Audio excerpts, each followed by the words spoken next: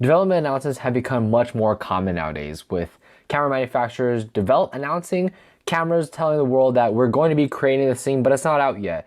And it's really important for marketing, but I think a lot of people don't understand why these are a thing. So in this video, I'm breaking it down and explaining why development announcements are really necessary, but as a consumer, we don't really care about it. But anyways, stay tuned as we're talking about that in this video.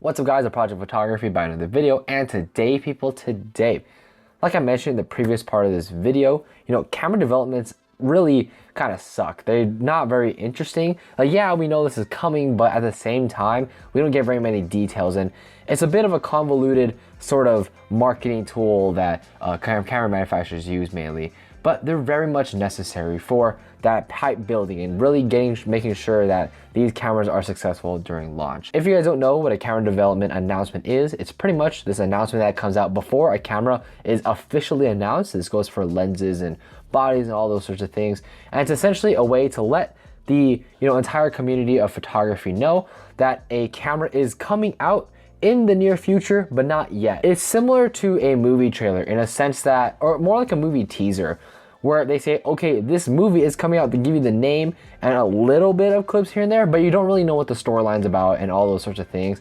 It's pretty similar to a camera. Like, for example, the Nikon Z6 development announcement came out like a few months ago, and they told us that it's gonna be a full body pro DSLR. They gave us one photo and three actual specs. Told us 8K, 30 frames per second, I believe. Don't quote me on that, but they gave us a few sort of specs for us to kind of speculate around and get hype around and have a discussion towards what this camera is going to be like. In terms of for the camera manufacturers, let's talk about that for a second, and then we'll move on to the consumer aspect of it.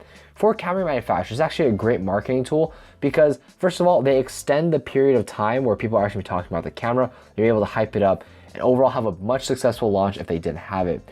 So when it comes to actually the media and how they portray camera companies, when a camera comes out, it usually goes something like this. They'll have an announcement, there's gonna be a wave of media, wave of press, the camera actually comes out, another wave, another sort of media and press, and then kind of like the post camera coming out kind of thing. So what I'm trying to say is that there's three main waves of media that you get when it comes to announcing a camera, and that whole cycle. We have pre, when the camera is actually announced, and then post, so it's kind of like more after.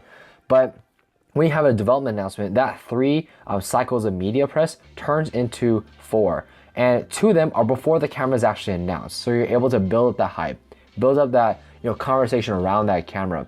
And this is a tool that's been used in the media industry for a long time. I talked about trailers and teasers in the beginning of this video, and it's very similar to what camera manufacturers are doing nowadays, except Hollywood's been doing it for decades upon decades, even centuries. So what camera or what movie makers usually do is that they'll release a teaser and then a trailer, and then they'll release the actual movie. And what they're trying to do is build up a lot of hype, get a lot of people talking about the movie, making the anticipation worthwhile, and then boom, the movie releases, has a great box office debut, it gets billions upon billions of dollars or millions of dollars, I don't know, but they get lots of money from this debut, and it's a successful launch. And it's really all about the launch. After the actual product comes out, people will kind of judge it based on its merits and stuff, and people will be buying it with a more introverted, a very much more deep thinking, sort of logical, methodical thinking about whether they should buy this camera or not. But a lot of that hype and that first anticipation up to it is going to determine how this camera is, or how the product is successful in the future. One company that did a great job with this development announcement was actually Canon with the EOS R5 and EOS R6. Now, we knew that these were going to be great cameras for sure, because they're going to have Sony level autofocusing systems. They have two card slots, 45 megapixels for the R5, 25 megapixels for the R6. But these were going to be Canon's coming out moment when it came to mirrorless. It wasn't like the EOS R, which is trying to cover everything all at once and just did not do a good job. The EOS R5 and R6 is what people have been waiting for. And they did a great job because people have been talking about it since the development announcement.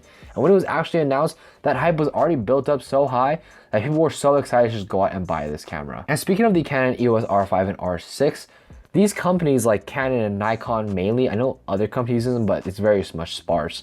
They'll only use it with cameras or products that are going to have a big impact on the industry. We're talking Z9 level stuff, R5, R6, now the R3 that's coming out soon with Canon. They only do it for big actual cameras because, you know, it doesn't make sense to do that for something like the 20 or like the 50 Nikon Z50 that came out like a year ago or 2 years ago or whatever. It's been a while since that camera came out. But the point is, they're not going to do it for low-level cameras like that because they don't want to flood their audience with just a bunch of development announcements that don't make sense. It's hard to track and all that. It just makes sense to have it on those big ones where, you know, you want that hype, you want that build-up because you want that product's launch to be super successful. So it makes sense on those bigger, higher end camera bodies and lenses and so on. Another big reason why development announcements are good is that, let's just say a product is delayed a little bit and they feel like they need more time to work on it. Development announcements are a great way to actually be able to, you know, say that, you know what, we're not completely ready, but we want to let everyone know what we're working on. And development announcements do just that. They give the camera company more time to invest more R&D, you know, and get, you know, the camera, you know, system running on its feet and making sure that when they release a product, it's going to be a great camera. You know, like I said, the hype a company builds up for their products is ultimately going to lead to a better, successful launch as long as they're delivering a great product at a great price and overall have a good overall product. People are going to want to buy it. And, you know, building up that hype is a big part of it because, you know, when you just release something and you just don't tell anybody about it, it's not going to do nearly as successful as if, you know, vice versa, where you build up the hype, you make sure people know about it, and then you release it from there. But even though this is great for the camera companies and all these other companies, as consumers, it's a little bit annoying. And let me explain why. So first of all, as consumers, development announcements are nowhere near close to being an actual announcement. They barely give you any sort of specs, and it's pretty much a cliffhanger that you really don't know what's going to be happening with the camera. It could get delayed. It could just never get announced and have an official announcement. You just don't know. So that uncertainty is a little bit, you know, uncomfortable for a lot of people, and I understand why, because, you know, you really just want the thing to come out. The best way I can describe it is they give you just a little bit of details to kind of like tease you and get you a little bit interested, but don't release them until like 6 months down the road, which is pretty annoying in my opinion. But, you know, that's just part of it. That's just part of the marketing. And then that's how they're really able to build up the hype. So as consumers, you know, it's really not it. I mean, I wish we didn't have to deal with these kind of things. You know, Nikon rumors and a lot of these rumor sites do a great job in handling the leaks and all that. So development announcements are really for just marketing tools, essentially. They're for camera companies to build the hype, get people talking. And that's really what they care about. You know, they want to get as much marketing as possible. And mainly for Nikon and Canon, it makes a lot of sense because if you look at Sony and Fujifilm, they produce way more products, way more announcements than probably either of those companies. I don't have the exact data, but I would put my bet on that because Nikon hasn't really released too much recently. It's been a lot of lenses, but nothing too crazy or special, versus Sony is just off the charts when it comes to that. And, you know, Fujifilm has always released a steady, you know, flow of products and updating the line pretty frequently. So, you know, when it comes to these type of things, it makes sense that Canon and Nikon, the two main dogs in the camera race, is, you know, really using that to their advantage, and especially for big products that come out. So overall, camera development announcements are very much necessary to build up marketing and all these other things, but as consumers, look, they're really annoying to deal with, and we don't want to hear that. We just want to hear what's coming out. And it's also one thing where it's like, you know, you don't want to be using it too much because then that's just kind of like a little bit of abuse of that system, and, you know, you don't want to make people wait super long for absolutely everything. So as long as camera companies can use this very sparsely in very niche specific settings, it makes a lot of sense. But, you know, just release the thing already. I don't want to hear that has 2 specs and that's it.